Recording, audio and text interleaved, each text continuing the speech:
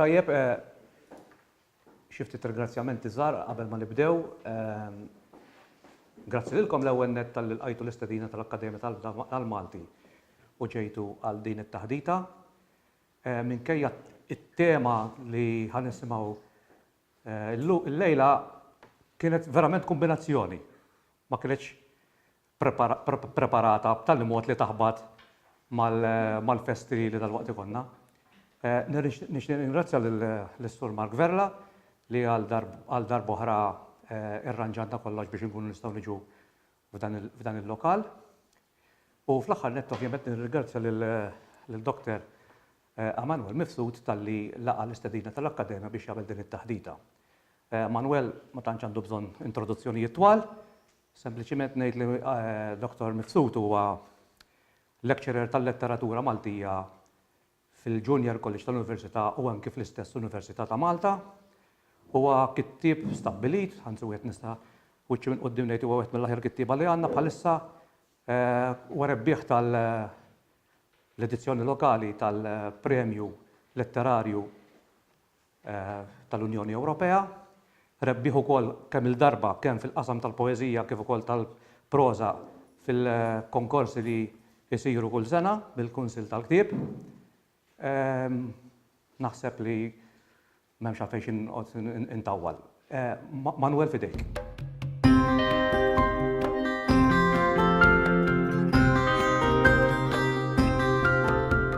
Nitlobkom taħfru li ma tantx nimdorri nimprovizza ra se naqra ma nipprova nkun mhux daqstant tedjanti. Mela se nitkellem fuq il-kurċifiss, fuq il-ġisem imsallab ta' Kristu, mhux neċessarjament bħala test reliġjuż, iżda kif qed jindika t-titlu bħala oġġett erotiku. Għal-fini ta' dit-taħtita b'kurċifiss m'iniex nifhem jew nalludi biss għal figura maskili li ħafna minna mingħajr sforz ta' xejn narfu bħala Ġesu, imdendel ma' zokk ta' siġra, imma wkoll ħnieħu wkoll il-mumenti ta' wara il-mewt tiegħu, jiġifieri t-tniżżil mis-salib, il-lamentazzjoni fuq il-katafru ta' Kristu u d-depożizzjoni u d-difna. Barra minn dan dejjem għal-fini ta' din it-taħdita, il-ħarsa tiegħi mhix se tintefa' biss fuq l-imsallab imma wkoll fuq xi figuri li kienu fil-viċinanza tiegħu f'dak il-mument drammatiku. It-titlu jista' jaħsad xi ftit għall-bidu. Iżda kienu ħafna l-istudjużi li jarfu illi ebda reliġjon ma tagħti daqshekk importanza lil korp uman daqskemm jagħti l-Kristjaneżmu, partikolarment il-Kattoliċiżmu. Biss il-Kristjaneżmu u tal-fema li Alla jsir bniedem bi proċess kważi naturali fejn il-fetu Ġesu jagħmel ix-xhur fil-ġuf għalkemm b'fekondazzjoni fantastika li fiha l-omm tibqa' verġni. Fenomenu li ma nsibuhx biss fil-Kristjaneżmu. Ġesu jitwieled tifel maskili u jikber f'raġel adult qabel ma jinqatel. Kellu ġisem maskili u kif jisħaq Leo Steinberg fil-ktieb tiegħu The Sexuality of Christ, l-arti viżiva pari passu mat-teoloġija dominanti speċjalment fl-era rinaxximentali ridet tafas fuq l-aspett uman ta' Kristu, fl-għarfien ta' dak li l-Knisja sejjaħlu kenosis, iċ-ċaħda tad-divinità versu l-umanità. Minkejja l-impressjoni li għandhom ħafna minna li l-Kattoliċiżmu kien xi reliġjon li ridet toħnoq il-ġisem, diversi studjużi għarfu li din ir-reliġjon anzi saħqet fuq l-aspett somatiku tal-ispiritwalità. Ma rridux ninsew li f'dan it-twemmin il-fidili jieklu u jixorbu il-ġisem u d-demm tal-Alla tagħhom. It-taħdita tiegħi se tinqasam fi 3 partijiet. L-ewwel se nistħarġu ftit il-messaġġi, id-diskors maħluq viżwalment fir-rinaxximent u wara. Fit-tieni parti niddiskutu lil Marija Maddalena u fl-aħħar indaħlu lil poeti fid-diskors tagħna. Kif diġà semmejt, Kristu kien raġel u l-arti rinaxximentali u rritu fil-maskulinità tiegħu. Mhux tal-li hekk tal-li sebħet, estetiġizzat u erotiġizzat lil dan il-ġisem. L-ewwel mod kif għamlet dan kien billi neżżet lil Kristu fuq is-salib. Din iskultura ta' Michelangelo, Kristu jqum mill-mewt. Jekk inħarsu sew nintebħu kif jiġi erotiġizzat Ġesu, il-muskulatura ta' sidru u l-addome, pereżempju. U ovvjament il-pene u t-testikoli. Ma rridux wisq fantasija biex inqablu lil Kristu xoxt ma' David.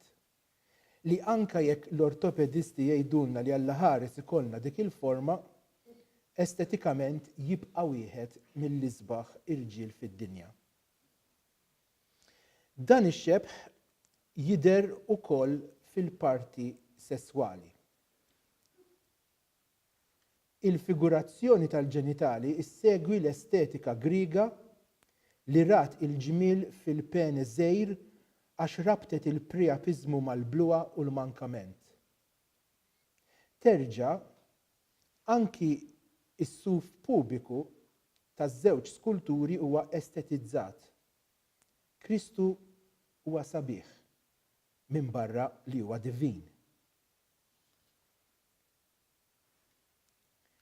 Dan huwa imsejjaħ il-Kroċifisso Gallino attribwit lil Michelangelo. Ukoll jagħtina verżjoni arwena ta' Kristu, kif wisq probabbli kien il-każ fuq il-Golgota. L-istess il-Kurċifiss tas-Santu Spiritu f'Firenze. Nixtieqkom tibdew tinnutaw li huma verament minimi s-sinjali ta' vjolenza fuq dan il-ġisem mislub. U nixtieqkom tinnutaw ukoll f'dan il-kurċifiss il-kurvatura pjuttost femminili illi l-korp jieħu, osservazzjoni li tkun importanti għal aktar il-qudiem. Dan huwa il-kurċifiss ta' Donatello, eri ukoll, l-istess kif inhu il-kurċifiss ta' Filippo Brunelleschi, għalkemm Brunelleschi ma jurix jew aħjar ma jiskolpix il-ġenitali. Issa minn dawn l-erba' kurċifissi li rajna sa issa, naraw kif Kristu ma jiġix erotiġizzat biss għax huwa arwien, imma wkoll għaliex il-korp jew jingħata xeħta femminili, jew żgur ma jintwerix fis-sitwazzjoni li wieħed jistennih li jkun wara dik il-passjoni kollha. Ir-rakkonti tal-passjoni huma drammatiċi ħafna u jfakruna f'waħda mill-profeziji ta' Iżajija. Bħalma ħafna ndexu minnu għax wiċċu tħassar, donnu ma kienx bniedem u s-sura tiegħu ma kontx tqisa ta' bniedem.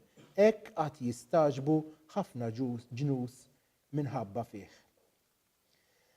Se nuri issa dettall ta' kwadru ta' Jakob Jordens, il-Lamentazzjoni. Dan huwa dettall. Ħan ikkonċentraw għalissa fuq il-figura ċentrali, Ġesu. Ġisem mibni u muskolat. Sabiħ. Qatt ta' daqs perfett. Ġembejn wisejn u kurvati. La girfa, la qatra demm, la dbenġila.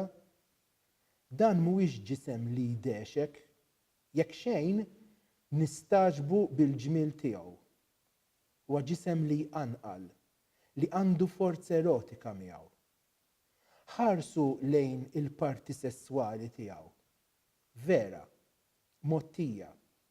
Iżda il-pożizzjoni taċ-ċarruta qed tfakkarna li taħt hemm pene u lakemm ma tgħaddilniex minn moħħna wkoll li huwa pene erett. Dan hu dettall mill-pjetà ta' Anthony van Dyck. Iċ-ċarruta tagħti l-parti ta' Kristu. Iżda ma taħbijiex. U l-korp għal darb'oħra huwa sabiħ, nadif, Magħluq tneħħi għal marki kemm jidhru tal-imsiemer.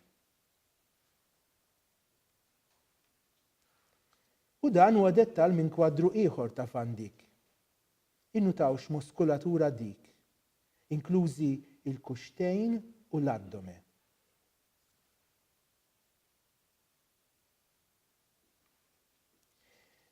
L-istess prinċipji viżivi jidhru f'dan il-kurċifiss ta' Rubens.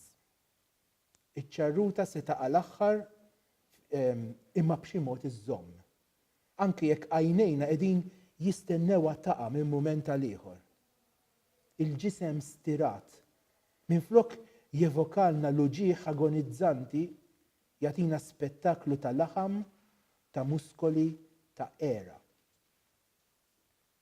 Anki jekk iċ-ċarruta ma taqax, il-forma li toqgħod fiha hija suġġestiva ħafna. Kristu sabiħ mela. Kristu li minflok itellalek l-istonku bħalma jista' jagħmel dan, iħajrek tħares lejh u tammiraħ għal saħħtu u għal ġmielu. Kristu seksi fi kliem ieħor.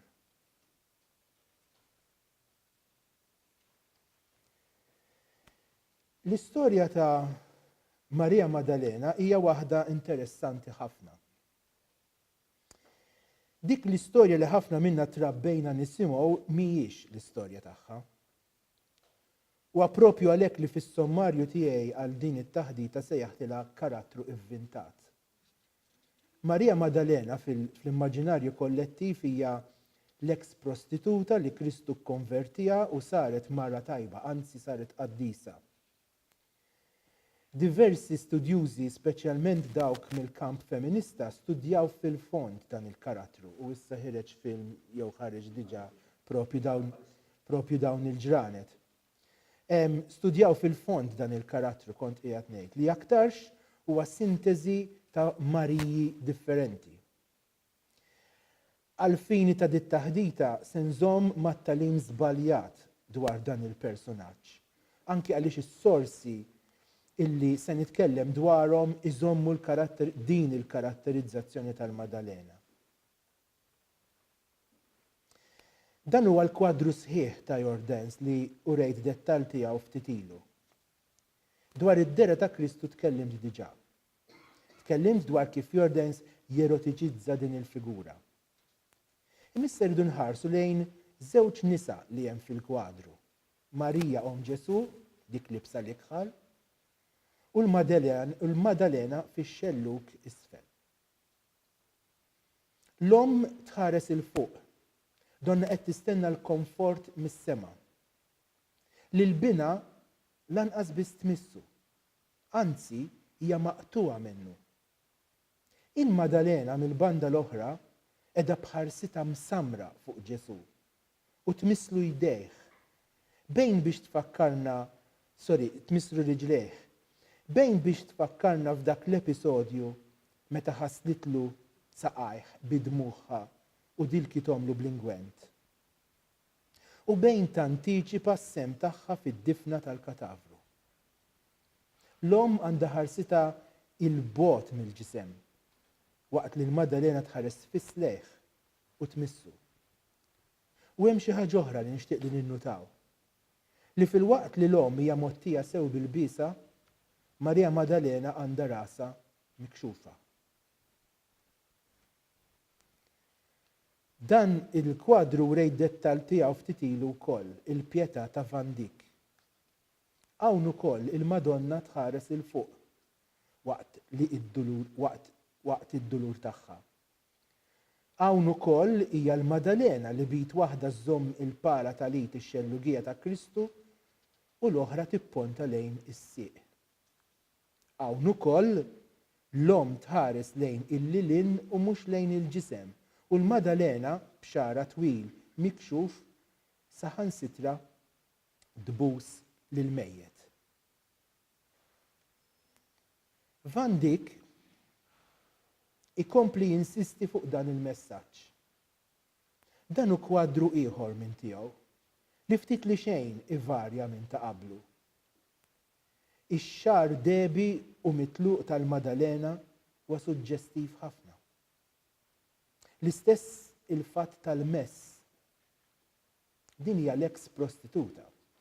Dik li kienet tara u tmiss ħafna rġiel. Il-mara tal-pjaċir, il-mara tas-sess.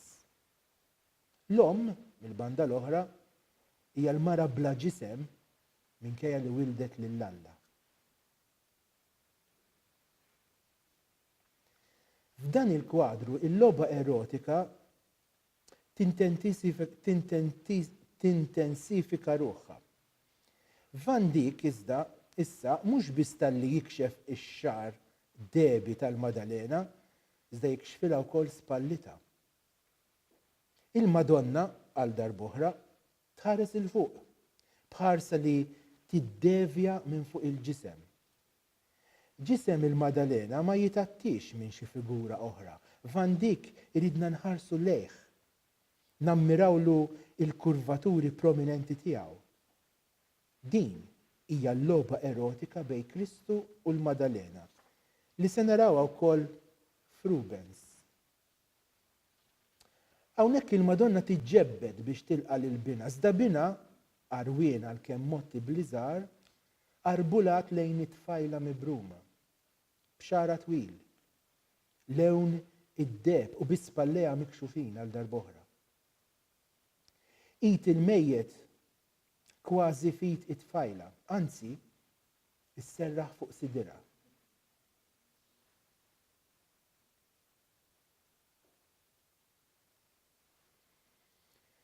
Issa Rubens jieħu l-logħba erotika pass il qudiem. Kristu qeri b'saqajh miftuħin u tfajla ta' xara isfar saħansitra tikxef sider u tħares lejna biex taċċerta ruħha li ħarsitna qiegħda fuqha. U l-omm, mottija kważi għal kollox, dejjem bħarsita lil hinn mill-ġisem, din il-logħba tfakkarna wkoll fid-dialettika tas-senswali u l-ispiritwali. Il-Madonna, il-Verġni fuq naħa, u l-kontrapis tagħha is-sesswalità tal-Madalena bħalma insibu l-istess bejn Eva u għal darb'oħra il-Madonna. F'Tintoretto l-Madalena tieħu l-attenzjoni kollha. Xara, kuntrarju għal tal-Madonna, reġa' mikxuf u issa issetjat bil-malji. Hija l-mara, anzi l-unika figura li qiegħda tħares lejn Kristu jekk tinnutaw. U flimkien ma' Kristu tokkupa iċ-ċentru tal-kwadru. Waqt li l-Madonna brasa dejjem mottija tinsab kont se ngħid relegata fit-tarf. Irrid ngħid illi din it-tradizzjoni mhijiex waħda tal-epoka rinaxximentali biss. Kemm qabel kif ukoll wara ċerti forom baqgħu kostanti. Biex nieħdu eżempju wieħed, nieħdu il-kwadru tat-depożizzjoni ta' Ugolino Lorenzetti. Fejn allura qegħdin nerġgħu naraw lil Marija Madalena brasa mikxufa u tbus siq Kristu. Filwaqt li l-Madonna brasa moddija tintilef fid-dulur. Iktar lawn mill-Rinaxximent qed nitkellmu issa fuq is-seklu 19, Antonio Ciseri, il-Verġni terġa' tella ħarsi tal-fuq pjuttost mhux mal-bqija u waraja b'xara mdendel u spalleja mikxufin il-Madalena. Anki Arnold Bocklin jagħtina l-Madalena waħedha din id-darba mhux mal-grupp b'velu twil illi fil-perċezzjoni tiegħi huwa estensjoni ta' xara li jatti il-korp jew preċiżament jatti il-parti sesswali ta' Kristu. Mill-istess seklu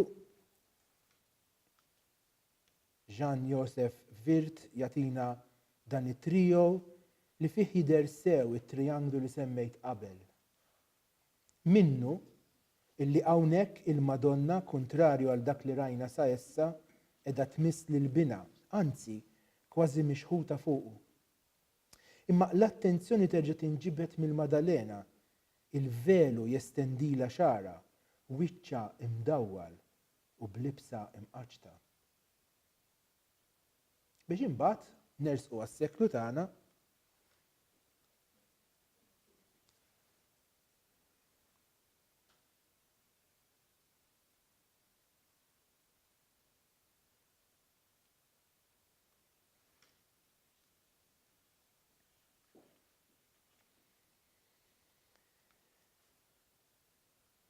jidirli li mill-eżempju li ġibt toħroġ biċ-ċar il-logħba erotika li dawn l-artisti taw fil-kuntatt bejn Marija Maddalena u Kristu.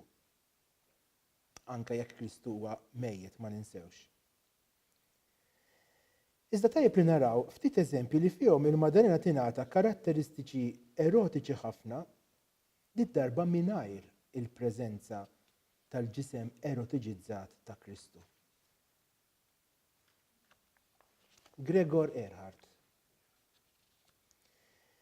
Irrid ifakkarna fl-oriġini midimba tal-Maddalena, totalment arwina b'xara twil. Lewn id-deb kemm jatti l-parti sessuali tagħha.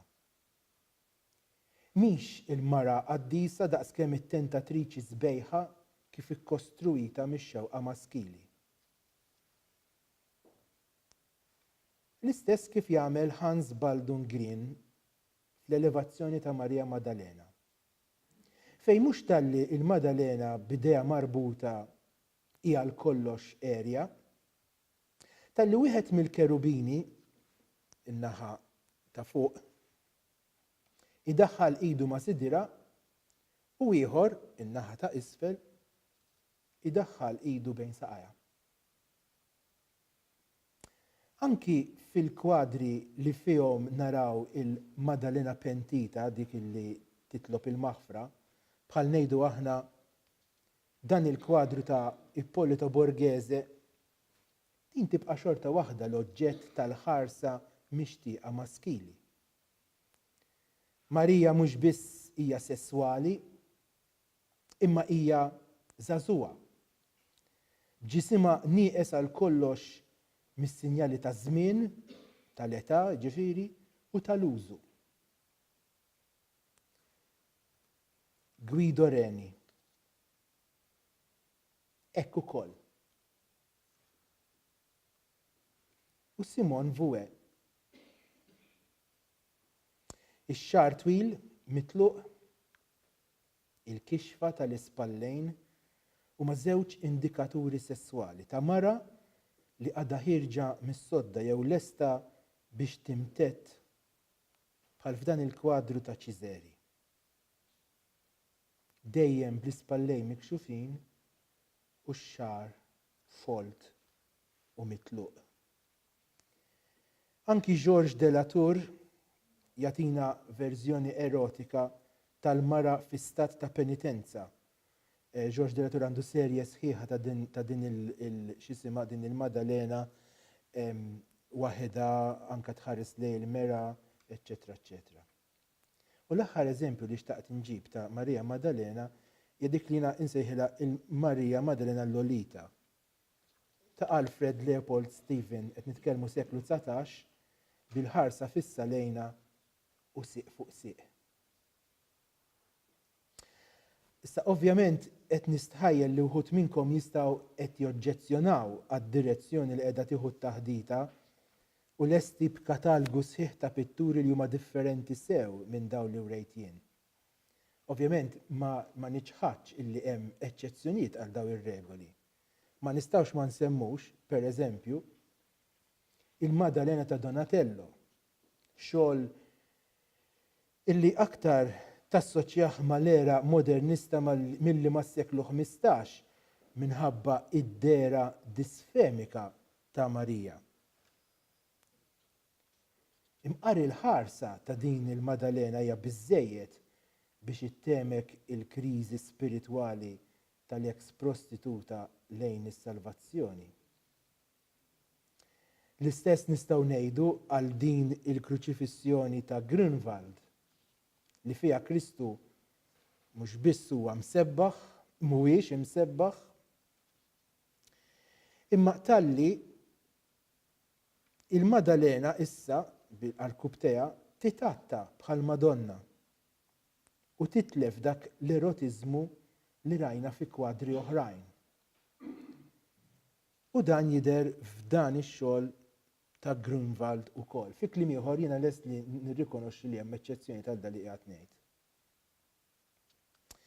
Mela l-kurċifiss jiġi erotiġizzat b'sensiela ta' sistemi. Il-ġisem eri u l-kixfa tal-ġenitali ta' Kristu, il-logħba erotika bejn il-ġisem mejjed ta' Kristu u l-ġisem nofsu mikxuf tal-Madalena, it-tisbieħ tal-ġisem ta' Kristu u l-istess bil-ġisem tal-Madalena il-mara l-eks mara tal-pjaċir. Imma kif jidħol dan kollu fil-qasam letterarju issa? Fil-poeżija Iżda, it-titlu tagħha huwa Iżda, Dunkarm jikkummenta dwar id-dera ta' Kristu billi jgħid dan il-kliem qed nikkwota: Kont sabiħ Ġesu, kont ħelu. Meta kiteb dan, Dunkarm ma kienx qed iħares lejn kurċifiss, iżda tajjeb illi nistabbilixxu minn issa li anki l-poeżija lemħet fil-figura ta' Kristu element ta' ġmiel. Dan ikompli jissottolinea l-fema li l-Kattoliċiżmu huwa qabel xejn twemmin tal-ġisem, illi fih it-triq lejn l-ispiritwalità, jew biex nuża terminu ta' Dorin Mikallef, it-triq lejn l-empirew, hija qabel xejn fiżika. Is-salvazzjoni fir-reliġjon Nisranija ma kienitx isseħħ kieku Alla ma sarx laħam u terġa' din is-salvazzjoni se tisseħħ bil-qtil ta' dan il-laħam. Min-naħa tagħhom għal bnedmin hija xi ħaġa impossibbli li jesperjenzaw il-ġisem mingħajr l-element erotiku tant ċentrali fl-esperjenza korporja. Dan il-proċess jgħaddi minnu wkoll il-ġisem ta' Kristu. Fid-daħla għal ktib tiegħu Closet Devotions, Richard Rembas jistqar li huwa impossibbli li nistudjaw il-letteratura dwar id-devozzjoni nisranija mingħajr ma nosservaw l-element ta' affett jekk mhux ukoll sess.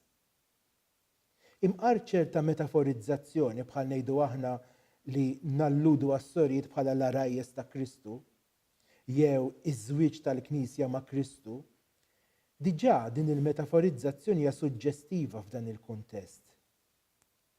Wieħed ma jistax ma josservax li anki d-dokumenti ta' wħud mill-qaddisin insara huma mimlija b'referenzi għall-imħabba bejnhom u Kristu, imħabba li f'ċerti każi twassal saħansitra għal żwieġ, bħal fil-każ ta' Katarina tal-Ixandra u Katarina ta' Siena, illi tnejn irrakkuntaw li Kristu żewwiġhom bil-barka tal-Madonna. Ħafna drabi l-aktar fir-relazzjonijiet mistiċi bħal dawk ta' Teresa ta' Avila, l-imħabba umana u dik divina jitħaltu flimkien. Ikun żball iżda jekk naħsbu li din it-tendenza hija biss tal-mistiċi nisa. Uħud mill-poeti metafiżiċi Ingliżi li kienu wkoll reliġjużi bħal kjeriku Protestant John Donne indirizzaw lil Kristu bħala maħbub u, importanti, bħala maħbub sabiħ. Din hija silta qasira minn poeżija Dullness ta' George Herbert, poeta u qassis tal-Knisja Ingliża.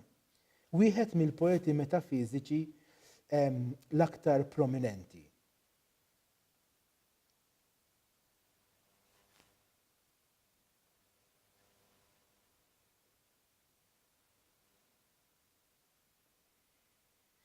It-ton amorus li bih jindirizza lil Kristu u jimmeditaħ fil-passjoni tiegħu, jissuġġerixxi dan l-aspett erotiku li ddiskutejna fil-ħarsa tagħna lejn il-pitturi tal-kruċifissjoni.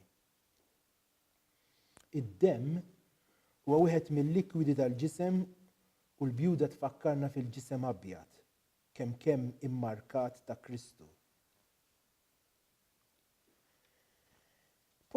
Parti minn pożja oħra ta' Herbert fejn jindirizza lil Kristu kważi dejjem bħala il-maħbub tiegħu.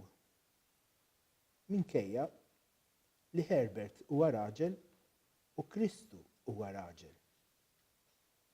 U hawnhekk tidħol il-kwistjoni tas-sesswalità.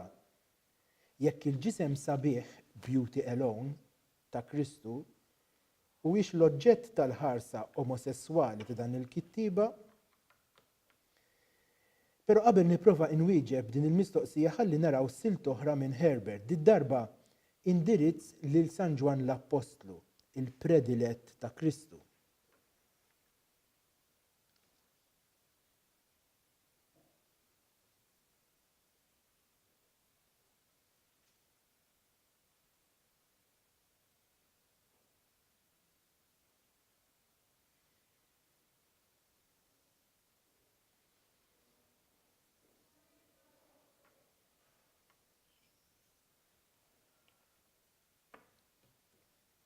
Ġwanni huwa deskritt minnu stess bħala il-preferut ta' Ġesu li kien iserraħ rasu fuq sider li mallem.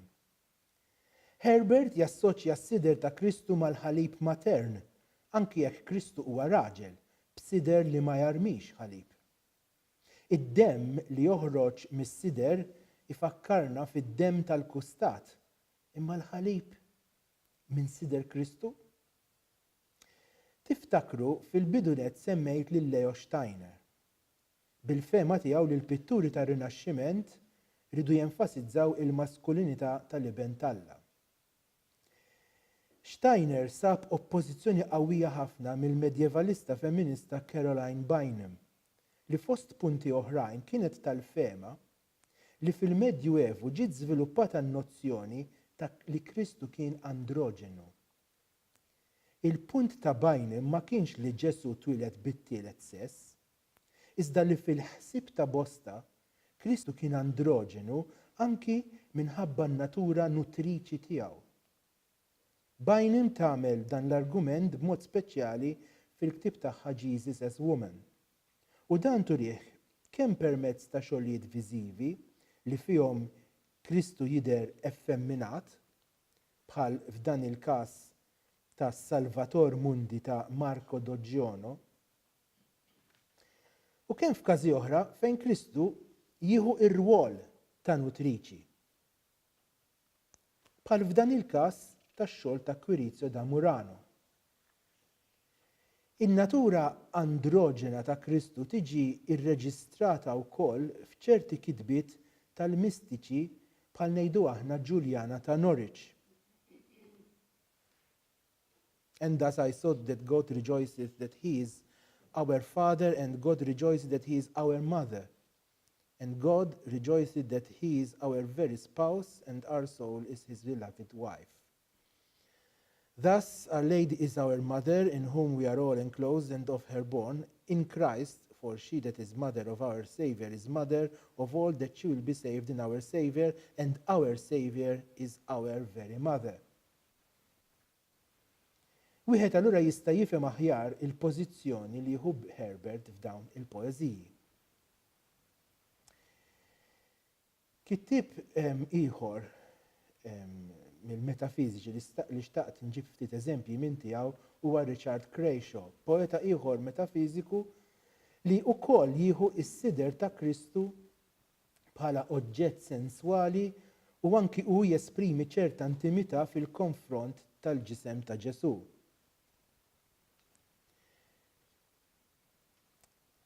Hawnhekk qiegħed jindirizza wkoll lil San Ġwan l-Apostlu.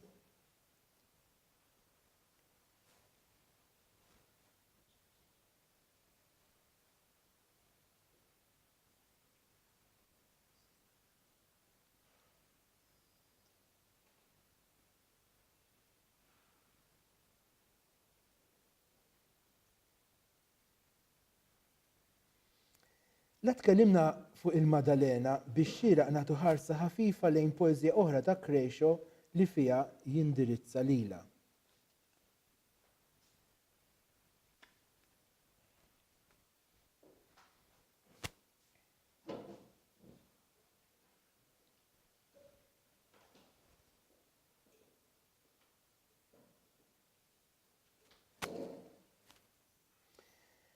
Bħal fil-pitturi tal-Magdala, bħal fil-pitturi, Magdala tbus lil Ġesu, iżda Krejxo joħroġ b'metafora interessanti hawnhekk. Il-ġrieħi miftuħa tal-kurċifiss jidhru huma ibusu lil Madalena.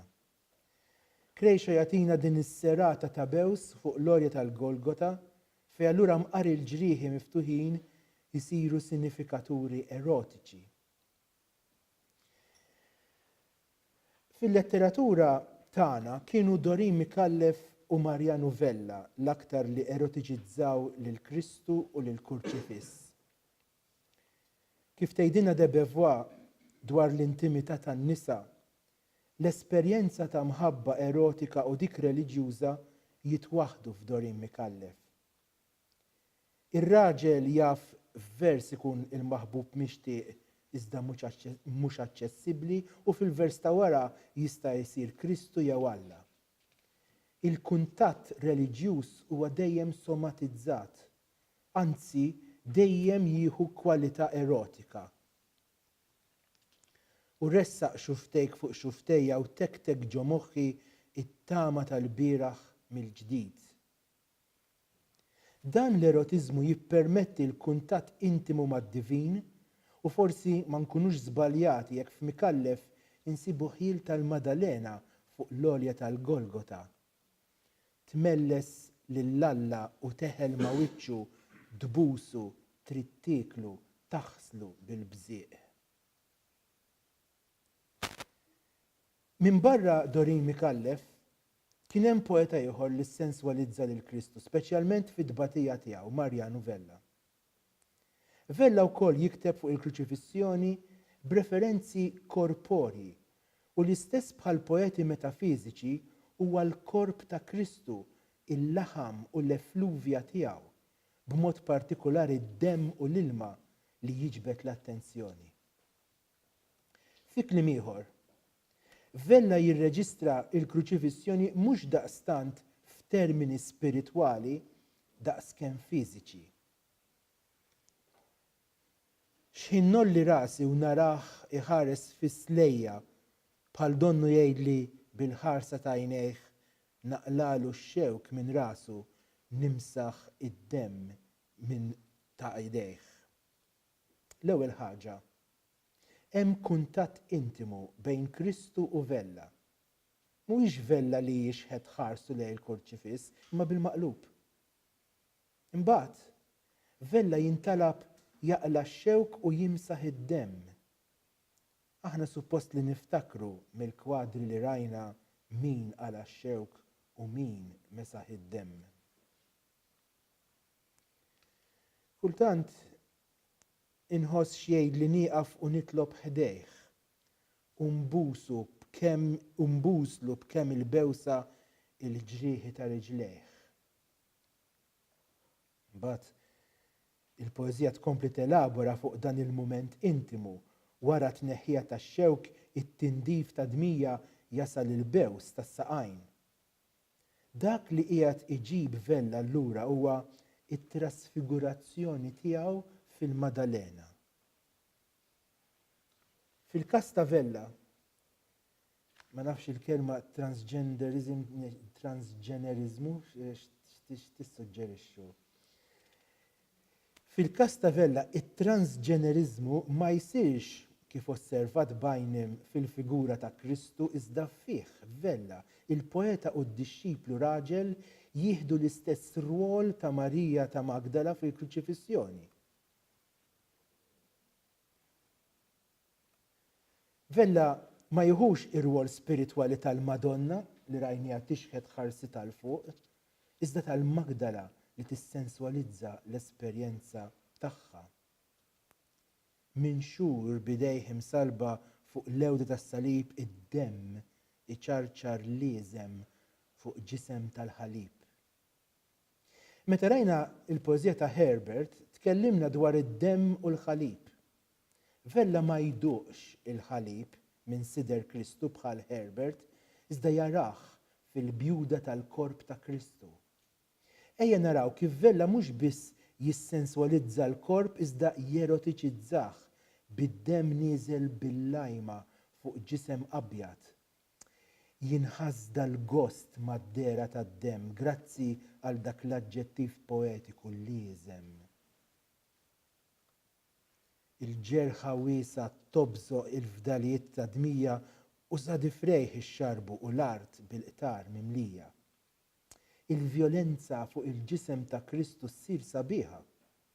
Il-ġerħa tobżoq id-demm li ma tistax ma tfakkarnix fil-vaġina u l-menstruazzjoni kif ifakruna Kristeva u Bajnim u Siksu u dmija li xarbu d-difrejn u hija ovvja li id-difrejn huma tas-saqajn u s-saqajn ta' Kristu immedjatament jerġgħu ifakruna f'Marija Maddalena.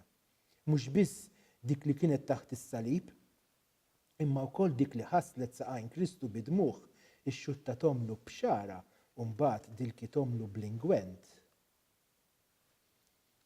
Nista' jiena f'din is-sija nersaq lejk, ngħidlek kelma twila twila ġew idnejk? X'inhi din il-kelma twila twila jekk mhux dik il-kelma qasira inħobbok? Ili ma hi l-kelma żgur li tingħat minħabba tqanqil erotiku tal-kurċifiss. Ġisem verġni qed ibati 3 sigħat ta' agonija jiena nħares irrid nemmen fil-gelgul tas-sliem ġo fija. Il-ġisem agonizzanti ta' Kristu issa deskritt bħala verġni u l-esperjenza hija waħda ta' gost, sliem, ta' pjaċir senswali.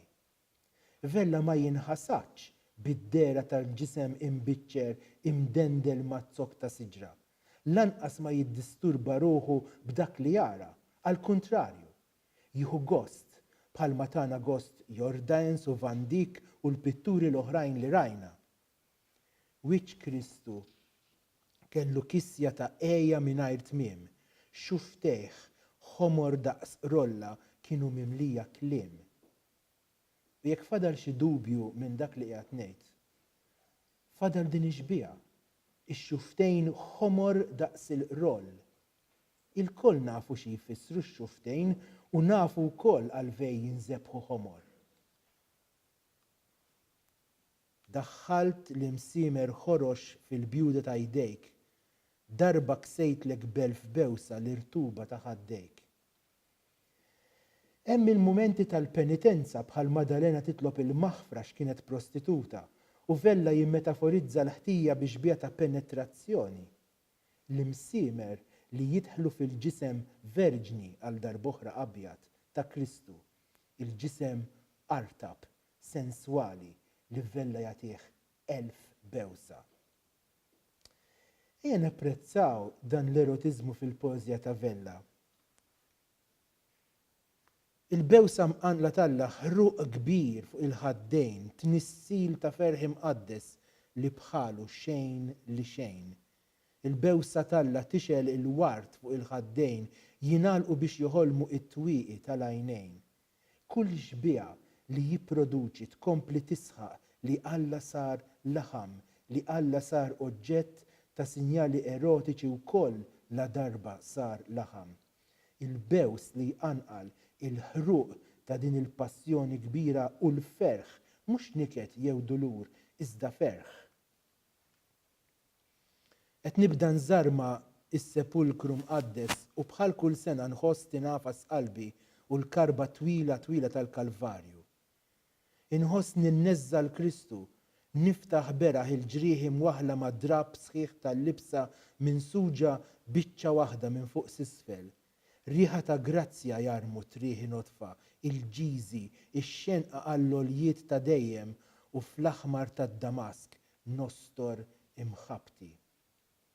Vella l-Maddalena li hija l-maħbuba zikrita ta' Kristu, li bid-delikatezza kollha tneżza lil dan il-maħbub, tħares lejn il-ġrieħi u oħroġ il-għaġeb.